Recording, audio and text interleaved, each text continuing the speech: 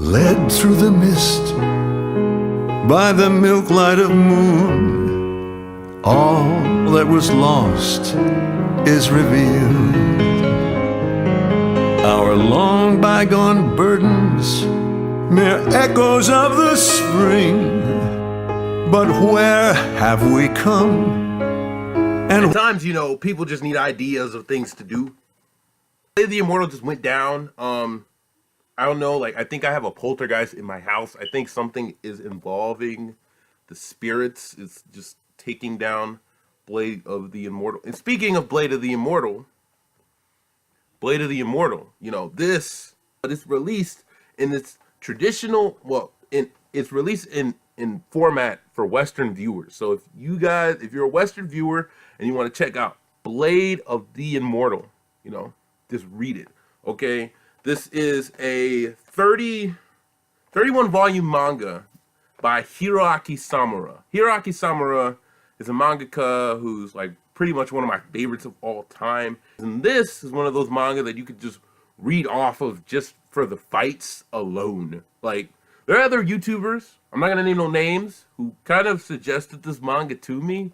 I've known about this manga for quite some time, but like, I've never actually like read it, and now I read the entire thing online, which is kind of like, you know, this guy just cheated, and I don't condone people reading stuff online, but I read this entire series online, and I loved it, and I bought like the second, the fourth, and the 30th volume out of order. You know, I just saw them randomly, like, let me just buy this volume, and it's kind of lame. You're just, the overall, like, you know, message of the story and everything is that when a nail is raised too high, it always gets hammered down. And this concept is just a concept that is consistently brought back to, and it has so much nuance to it. It's basically, this is Blade of the Immortal, Manji, you know, Manji, and Rin Asano, who basically Rin is the initial main character. Rin as a character, she is kind of, you know, at the beginning she's kind of scared, she's kind of terrified, you know, she's kind of like, I'm scared, oh.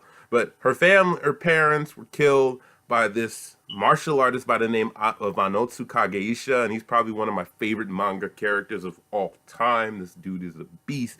He's a fiend who has this philosophy by which everything is judged by the sword, and how you can't, like, as a warrior, your judging isn't based off of what school you go to and your belts and all that stuff. It's based off of your skills with the sword and in one-on-one combat if you're able to take out your enemy. And that's overall the philosophy behind him. And then we have characters like him and all of these characters. But besides all of that, okay, besides all of that, I want to go into specific details. But all I can say is that there's Manji, who is an immortal. He's an immortal samurai who killed 100 good people. Well, considerably good people. It's a matter of perspective, but you know what I mean.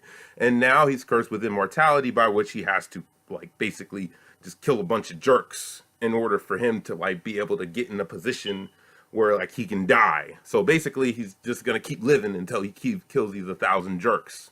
It's a really good series. The fights alone in this manga are so brilliant. So brilliant. The fights alone, you don't even have to, like, the story is great, the characters are great, but the fights alone look better than, like, anime, and, like, they look better than, like, most of the stuff in anime. Like, the fights in this look like, if just, you know, anybody who knows the animator, Yutaka Nakamura, like him, he needs to animate this series. Like him, the guy who did the Sword of the Stranger fight, he needs to do this entire series, because the fights in here are on that level. Like, they are just insane.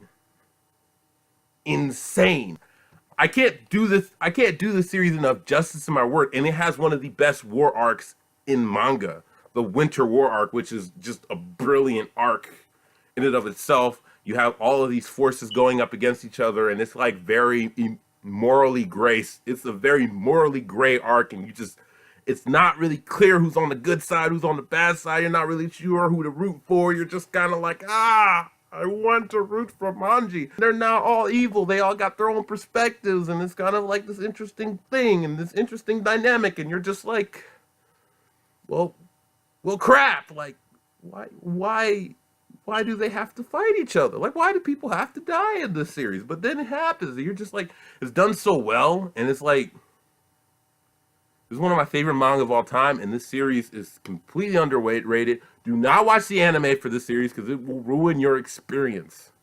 It will seriously ruin your experience. But this series is a 9.5 out of 10. 9.5 out of 10. The only thing I have that's an issue with this series, what I don't even like, I would just go 10 out of 10 because this series is one of my favorite manga of all time. Only thing is that it does kind of get slow at one point in the story. I'm not gonna say when, but like that's the only reason why it's a 9.5 is because it kind of gets slow at one point in the story, and I just feel like it kind of plateaus for a minute. But even when it plateaus, it's still epic. Like even when there's a time when you're not sure about it, this series just kills it every single time. Hiraki Samura. Nothing else like it. I need to collect this entire series and do a top 10 video and put this series on that list because this series is brilliant. Anyway, give me your thoughts on Blade of the Immortal by Hiraki Samura. Give me your one last thing. Shira. That's all I'm gonna say. Shira, man. Respect. Shira. Okay. Check this out. I can't do this series no justice in my words. Just check it out. Just read it. Peace out.